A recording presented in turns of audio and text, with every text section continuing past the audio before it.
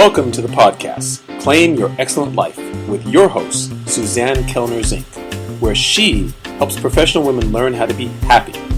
Suzanne will teach you how to do this through building high self-esteem, relaxation and calm, and good, healthy relationships.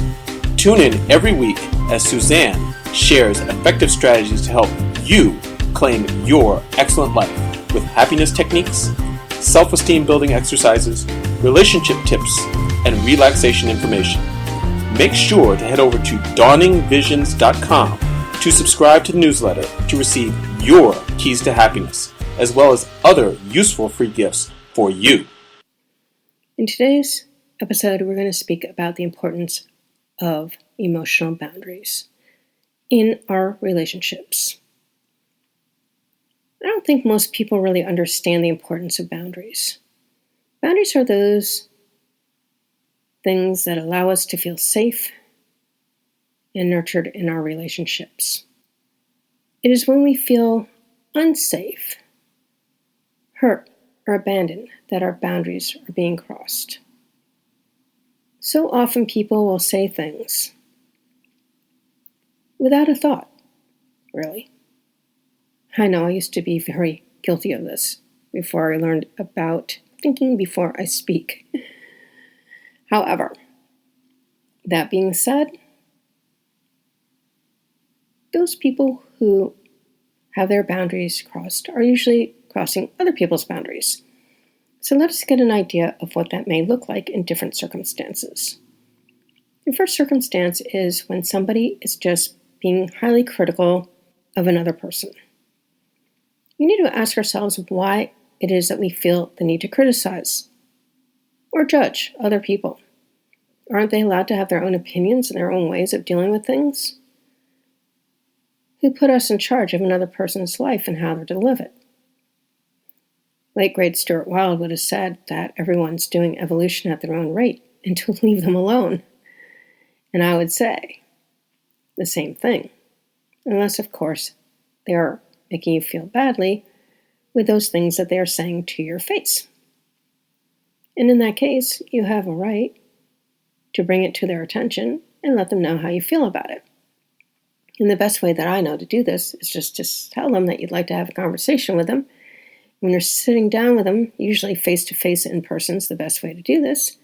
You let them know that when they did XYZ, they made you feel ABC, and what you'd like to have them do instead is EFG.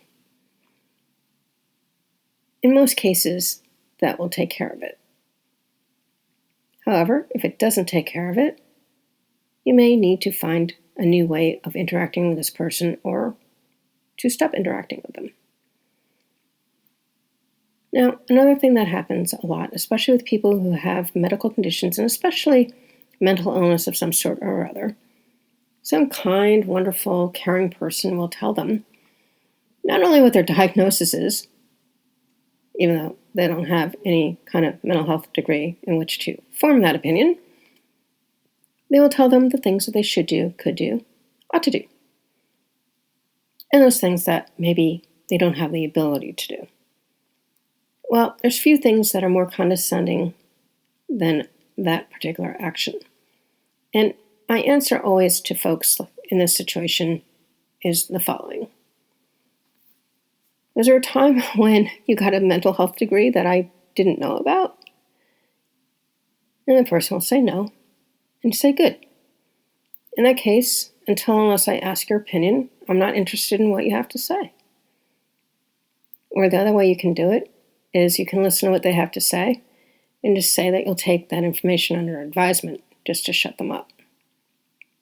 In my own case, I prefer to just let people know that they're overrunning the boundary and that unless they are hired to give such information, best they keep their mouths and their opinions to themselves. Now, there is an appropriate way of handling this situation. Let's say that you're with somebody and they're acting kind of strangely, they're not their normal selves, and you are concerned. In that case, the conversation talks to the concern that you have about the person, what you're concerned for regarding their health and well-being, and then you can ask if they would like some suggestions or help around that situation. However, unless they're at risk of hurting themselves or somebody else, it really isn't your place to give advice. Again, you don't know what they're doing for themselves in most cases, and truly, even if you think it's not the best situation, it's really not your business. Not unless they ask for your information, your advice. Another way that boundaries can be overrun is by being very controlling of other people. People control others because they don't feel safe in themselves and in the situation.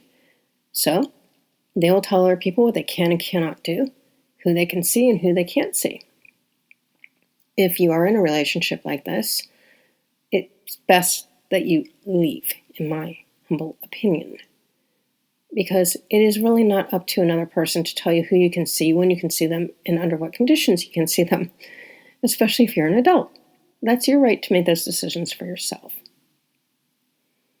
And then other ways that boundaries can be overridden are when people are sitting there making crude comments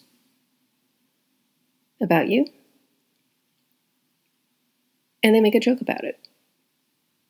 And that's like really rude and needs to be stopped. So the best way to deal with that is just to let the person know that you do not appreciate what is being said and that you prefer that they switch the subject to something else. So let us be aware that we all have boundaries that we want to have taken seriously, and in so doing, watch your own boundaries with other people. If you find yourself making a judgment or an assessment of some sort that really isn't in your relationship in terms of the fact that you're just a friend or a relative or someone like this, most often it's best just to keep it to yourself. Because, again, we don't know necessarily what other people are dealing with and what they're doing to help themselves. There's so many times, my best friend, who worked in social work and thought that he knew so much about mental health, and yet, the truth be known, he didn't really know a whole lot about anything, or maybe perhaps he wouldn't have found himself in the situations that he found himself in with those who he was in relationship with. And that's the way it goes, folks. Let us be honest and humble. Let us stop judging other people's situations, stop deciding that we know what's best for other people, and invading their privacy and what it is that they expect from us. Unless they're an excellent friend and they're coming from that place of true concern, not to force something down your throat, but just to let you know that they see something different, that they're concerned, and then asking you if you'd like them to help you. And then you leave it at that. Now, I hope you found this to be helpful, and thank you for spending your time with me. Till next time. If you have enjoyed Claim Your Excellent Life, we'd really appreciate it if you go over to iTunes and give it a 5-star review.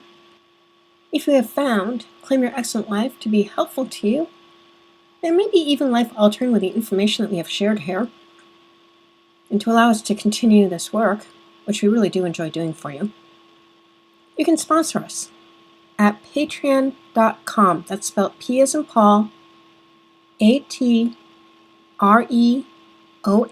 as in Nancy.com.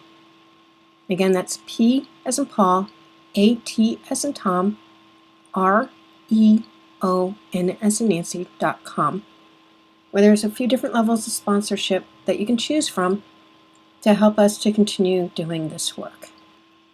We thank you for any assistance that you are able to give us.